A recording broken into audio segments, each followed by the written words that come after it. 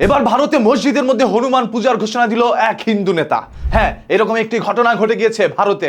তিনি ওইখানে দাঁড়িয়ে মুসলমানদেরকে ইঙ্গিত করে বলছে, তোরা দেখ তোদের মসজিদের মধ্যে কিভাবে বানরের পূজা করি আমরা, মানে হনুমানের পূজা করবে তারা। नमाज पढ़ना भूल जाओगे, हर मंगलवार को दिल्ली की मस्जिदों में हनुमान चालीसा होगी। এরকম ভারতের অসংখ্য মসজিদের মধ্যে বাইরে থেকে তারা তালাবদ্ধ করে দিয়েছে, সেখানে মুসলমানদেরকে নামাজ আদায় করতে দিচ্ছে না। একের পর এক জায়গায় এরকম ঘটনা ঘটার পরেও এখন পর্যন্ত ভারত প্রশাসন কিচ্ছু বলছে না, বরঞ্চ ভারত প্রশাসন তাদেরকে আরো পিছন থেকে মদক দিচ্ছে এই ধরনের কোনো ঘটনা ঘটানোর জন্য। আপনারা দেখেছেন ভারতে কিছুদিন আগে কিছু মসজিদ ভাঙা হয়েছে, সেখানে নির্মাণ করা হয়েছে মন্দির।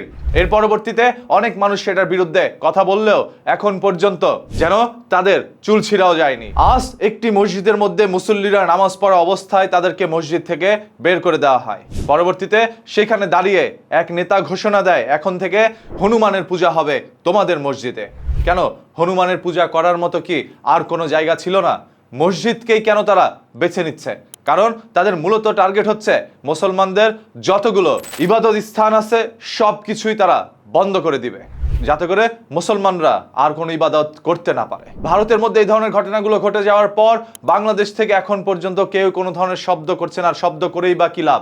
আমরা যদি এ পার থেকে তাদের বিরুদ্ধে কথা বলি, ওই পারে থাকা আমাদের ভাই মুসলমানদের উপরেই তারা এইভাবে আঘাত করতেই পারে। তাদের উপাসনালয়গুলো সবকিছুই ধূলিসাৎ করে দিচ্ছে। দেখেন, আল্লাহ তাআলা ছাড় দেন তবে ছেড়ে দেন না, যে কথাটি হয়তো আপনারা বিশ্বাস করেন না, তবে মুসলমানরা বিশ্বাস করে। সেই কথাটির বাস্তবায়ন যতদিন না হবে ততদিন পর্যন্ত তারা এই ধরনের কাজ করেই যাবে।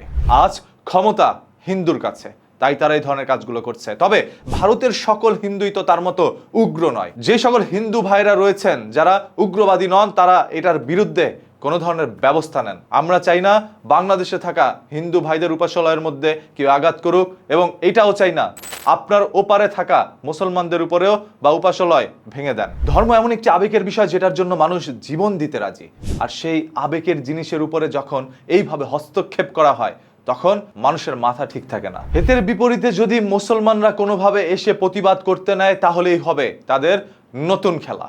তারা এটাই চাচ্ছে, যাতে করে মুসলমানরা তাদেরকে প্রতিরোধ করতে এসে সংঘবদ্ধ হয় এবং প্রশাসন একত্রে মিলে সেই সকল মুসলমানদের ভারত থেকে উচ্ছেদ করতে পারে। এটাই হচ্ছে তাদের মূলত পরিকল্পনা। সেটা বাস্তবায়ন করার জন্যই এই ধরনের কাজগুলো করছে। মসজিদের মধ্যে হনুমান পূজা করার ব্যবস্থা করে দিয়েছে বা ঘোষণা দিয়েছেন একজন উগ্রবাদী হিন্দু নেতা। এই সম্পূর্ণ বিষয়টা আপনি একজন মুসলমান হিসেবে আপনার কাছে কেমন লাগছে, বা আপনি যেই কোনো ধর্মেরই হন না কেন, আপনার কাছে এই বিষয়টা কেমন লেগেছে আপনি একটু কমেন্ট করে জানাবেন।